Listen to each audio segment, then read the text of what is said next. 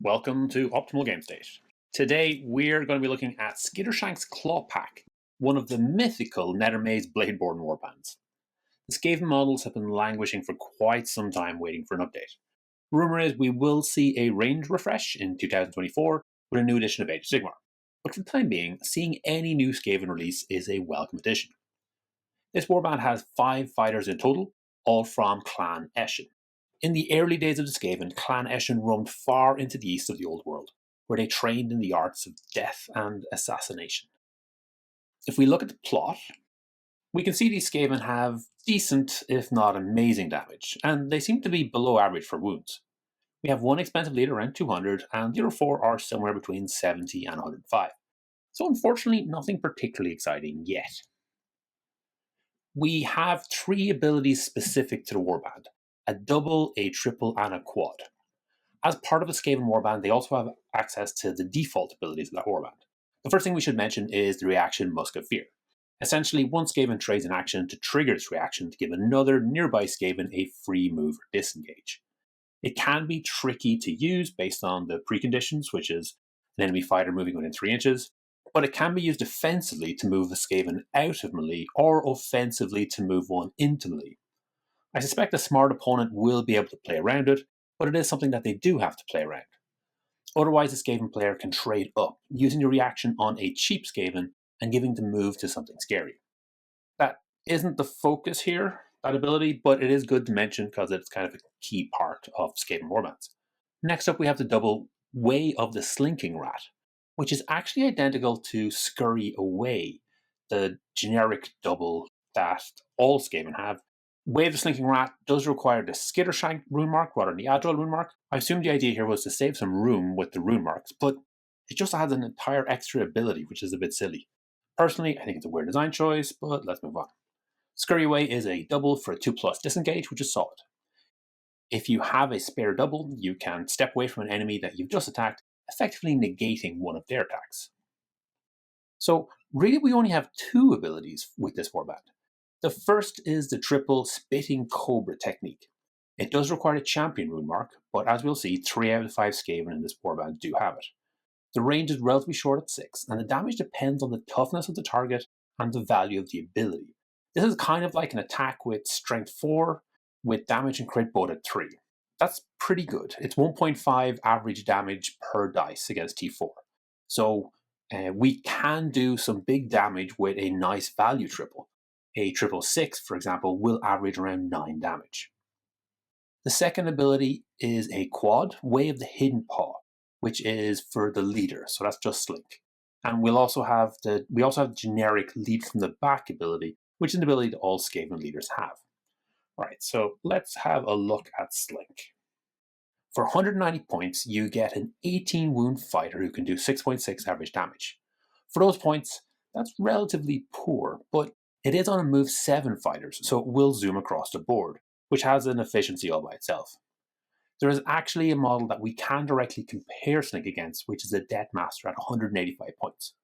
All the numbers are identical, but the Deathmaster also has a range attack. This isn't really a big deal, as the range attack is relatively poor, and Slink has access to that Spitting Cobra technique as a ranged option. Slink does lose out on the Scout rune mark though, and the triple Running Death, which gives the Deathmaster a bonus move and boosts the crit damage a little.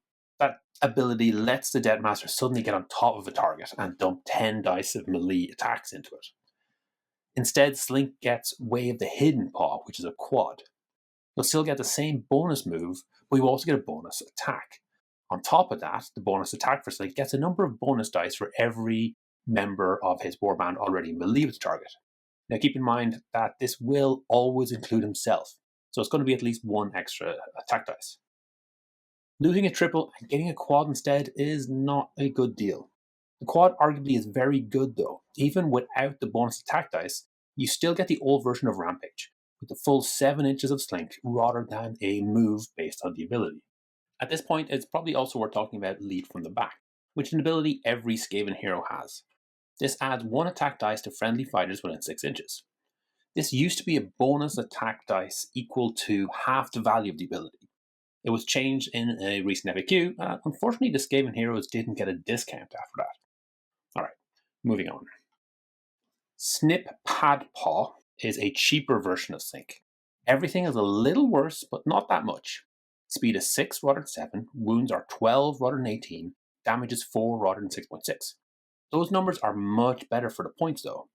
Those wounds and damage are what you'd expect a competitive 100-point fighter to be, but you're getting that at speed 6, which is really good. For comparison, the Claw Leader is the same speed, wounds, and damage for 20 points more. As a hero, the Claw Leader does get a bunch of extra abilities, but Snip does have the Champion rune mark for spinning Cobra technique, which is probably a key point in this warband. This does make Snip a nice addition to any of the Skaven warbands, because he can still be taken as a fighter even without Slink. Cheaper again, we have Creep Kin Whisper, who does have that range attack Slink was missing. It turns out that this profile is an almost perfect copy of the generic Gutter Runner. For 5 points more, Creep gets an extra die in his range attack and the Champion rune mark for spinning Cobra. The boost for the range attack is actually significant, as it makes those 2 range attacks slightly better than a move and attack. I always struggle when trying to assess range damage, but as I said, 4 average damage in melee was pretty good for Snip. Then Creep's 2 average damage as a range attack might be worth looking at. It's worth noting here that he does have a net on the model, so we were really hoping for a net ability, but we didn't get it. I do like what design are doing with Warcry broadly, but this one does feel like a missed opportunity to match models and rules. The 4th member of the team is Crouchit, who sits in a weird spot between the Plague Monk and a Clan Rat. He's basically a Clan Rat without a shield, so he loses a point of toughness, and instead gets an extra attack for having that second weapon. The Plague Monks are slightly better with an extra point of damage in their crit, but they do cost 5 points more. Nothing world-changing here, but he's certainly an option, and will be a boost for Slink as ability, so he has slightly more utility than just a Plague Monk. Last up, we have Skulk, who has the exact stats of a Night Runner. As with Crouched, having the Skittershank rune mark is a slight bonus, and while Plague Monks do often see play, it's pretty rare for that for Night Runners. It's weak melee along with weak ranged, rather than a good version of either of them. They are still better than Hunters of Huanchi though. It's important to always have someone to look down on. Skaven are in a bit of a weird spot right now. As is often the way, Skaven players are often let down by their incompetent minions, despite the evident genius and fantastic plans of those players.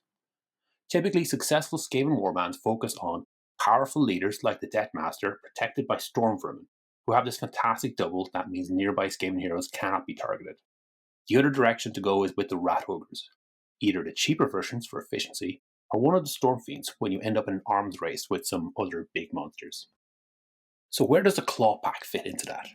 Well, Slink is close to a Death Master, and indeed those lists do often run more than one, so he could fit into one of those lists. You could then save the triples for the Death Master and the quads for Slink.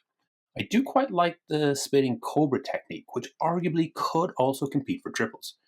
Running Death and 2 attacks with the Death Master is 15 damage on average. Slink with 1 attack and a triple 6 spinning Cobra is 15.6. You also have a few more options on where you get to assign that damage, because you don't have to be in melee for the spinning Cobra. And that still leaves you Way of the Hidden Paw as a better quad, and a little bit more flexibility, as Snip and Creep can support them. Then Skulk and Crouched can round out the numbers. The full Clawpack comes to 535. A Death Master and 3 Storm Vermin, 2 at the 95 and 1 at the 80, is an extra 455, giving us a warband of 990 fighters, with 9 fighters in total. At first blush, I think Skittershank's Clawpack looked a little lackluster, but digging into it, I do think they still have some potential.